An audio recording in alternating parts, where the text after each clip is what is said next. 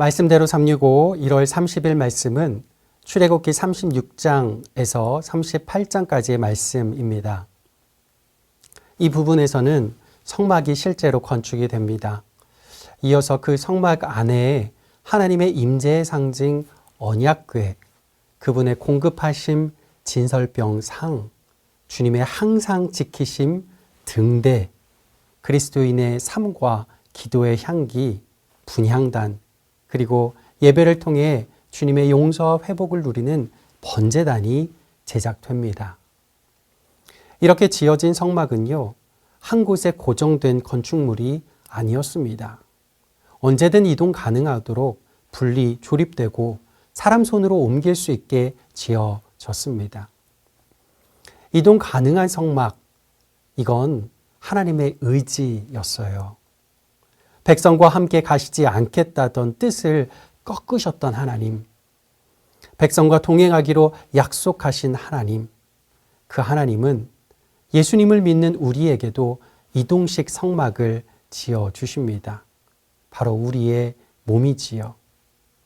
우리 몸은 성령님이 거하시는 이동식 성막입니다. 우리가 어디로 가든지 세상 끝에 거할지라도 우리 주님은 우리와 동행하신다는 말입니다. 이 세부적인 건축 과정은요, 앞서 25장에서 27장까지 구체적으로 지시되었던 내용 그대로입니다.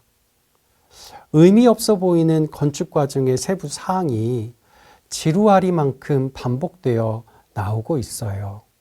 왜 똑같은 세부 사항이 굳이 몇 장 안 되는 그 뒤에 반복 기록될까요?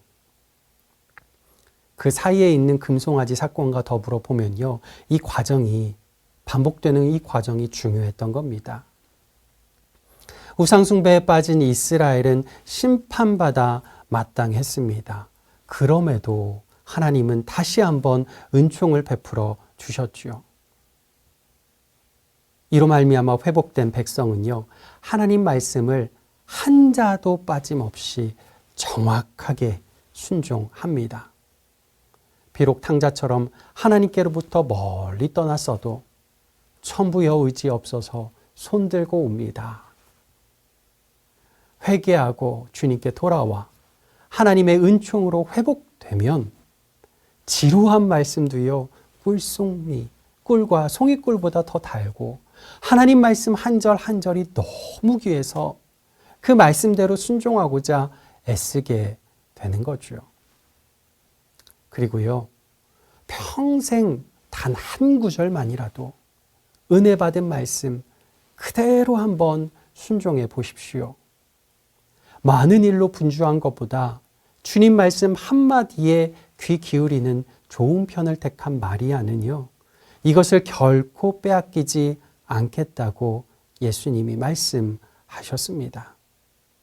그런 마리아와 같은 헌신이 이 지루해 보이는 장들 사이에 살짝 적혀 있습니다. 38장 8절이 그 말씀인데요. 이렇게 말씀합니다. 그가 노스로 물두멍을 만들고 그 받침도 노스로 하였으니 곧 회막문에서 수종드는 여인들의 거울로 만들었더라. 여인들이요, 자기 얼굴을 가꾸던 거울을 주님께 바칩니다. 바친 건 단순히 거울이 아니라 그들이 소중히 여긴 외적인 아름다움이지요. 자신의 얼굴을 가꾸는데 분주하기보다 주님 말씀, 주님께 예배하는 것, 그 하나를 택하기 위해 이들은 분명 빼앗기지 않는 하늘 아름다움을 소유하기 위해 이것을 내어드린 것이죠. 오늘 영락의 모든 가족도 구원의 은혜에 감격하며 주님과 동행하는 기쁨으로 하나님 말씀 그 한자 그대로 순종하기를 원합니다. 세상 많은 일에 분주하기보다 단 한 구절이라도 하나님 말씀 붙잡고 그 말씀대로 순종하여서 이 땅의 아름다움이 아니라 하늘 아름다움을 소유한 하나님의 성막 되시기를 간절히 축복합니다. 성도 여러분 안녕하세요. 1월 30일 토요일이 되었습니다. 오늘은 출애굽기 36장 2절 말씀을 읽도록 하겠습니다. 모세가 부살렐과 오홀리압과 민 마음이 지혜로운 사람 곧 그 마음에 여호와께로부터 지혜를 얻고 와서 그 일을 하려고 마음에 원하는 모든 자를 부르매 아멘. 하나님께서는 성막을 만들라고 하셨고 백성들은 성막을 만드는 데 필요한 많은 물품들을 하나님께 바쳤습니다. 그런데 그때 백성들이 즐겁게 바치고 많이 바쳤기 때문에 그만 가져오라 할 정도로 풍성하게 드린 것을 보게 됩니다. 출애굽기 36장 4절에서 6절을 읽어보면 성소의 모든 일을 하는 지혜로운 자들이 각기 하는 일을 중지하고 와서 모세에게 말하여 이르되 백성이 너무 많이 가져오므로 여호와께서 명령하신 일에 쓰기에 남음이 있나이다. 모세가 명령을 내리매 그들이 진중에 공포하여 이르되 남녀를 막론하고 성소에 드릴 예물을 다시 만들지 말라 하매 백성이 가져오기를 그치니라고 했습니다. 자, 이렇게 풍성하게 드려진 물품을 가지고 이제 필요한 것은 그걸 잘 활용해서 만들 사람이 필요했습니다. 여러분, 많은 사람이 동원되었겠죠. 그런데 오늘 읽은 36장 2절에는 그 모든 일을 총감독하고 지휘했던 두 사람의 이름이 거명되어 있는데 부살렐과 오홀리압이라는 사람들이었습니다. 여러분, 이 두 사람은 오늘날로 말하면 마치 인간 문화재처럼 특별한 기술을 가지고 있는 장인이라고 하겠습니다.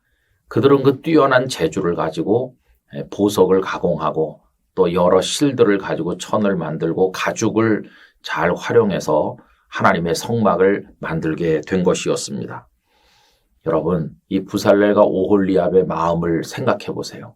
자신들의 두 손으로 만든 성막이 우뚝 세워지고 하나님의 영광이 그곳에 임하고 그리고 백성들이 그곳에서 하나님 앞에 경배하고 제사하는 걸 볼 때마다 그들의 마음이 얼마나 감격스러웠겠습니까? 놀라운 사실은 성막을 만드는 일은 모세도 할 수 없었다는 것이에요. 모세가 최고 지도자이기는 했지만 성막을 만드는 영광은 이 부살렐, 오홀리압 그리고 그들을 도왔던 사람들에게로 돌아간 것을 볼 수 있습니다. 여러분, 하나님의 일은 목회자나 선교사들만이 하는 게 아닙니다.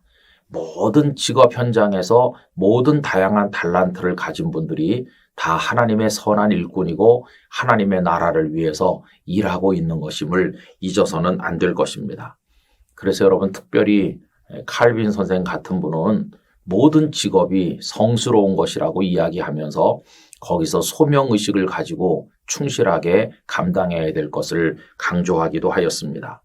자, 그런데 여러분, 우리가 직업을 가지고 우리의 일터에서 일할 때 거기도 하나님의 지혜가 필요하다는 것입니다.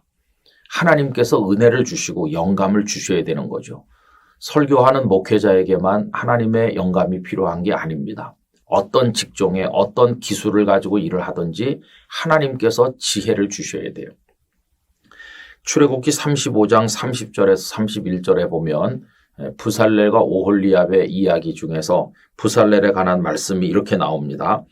모세가 이스라엘 자손에게 이르되 볼지어다 여호와께서 유다 지파 훌의 손자요 우리의 아들인 부살렐을 지명하여 부르시고 하나님의 영을 그에게 충만하게 하여 지혜와 총명과 지식으로 여러 가지 일을 하게 하시되.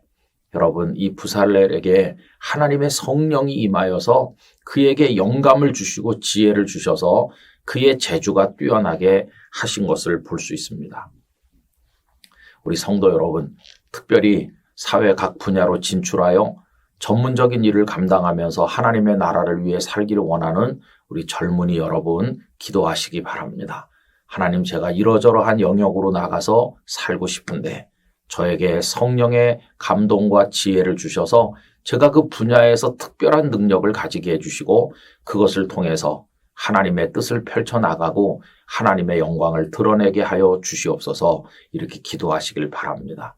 그래서 우리 모두는 자기가 하는 일을 성직으로 여기고 그 영역에서 하나님의 영감과 지혜를 얻어서 감당하도록 끊임없이 기도해야 되는 것이죠. 우리 성도님들이 오늘날의 오홀리압이 되시고 부살렐이 되셔서 하나님 앞에 위대한 일들을 감당하게 되기를 간절히 기원합니다. 아버지 하나님, 부살렐과 오홀리압을 비롯한 많은 이들에게 영감과 지혜를 주셔서 그 일을 감당하게 하셨습니다. 모세만이 주의 종이었던 것이 아니라 그 장인들도 다 훌륭한 주님의 일꾼들이었습니다.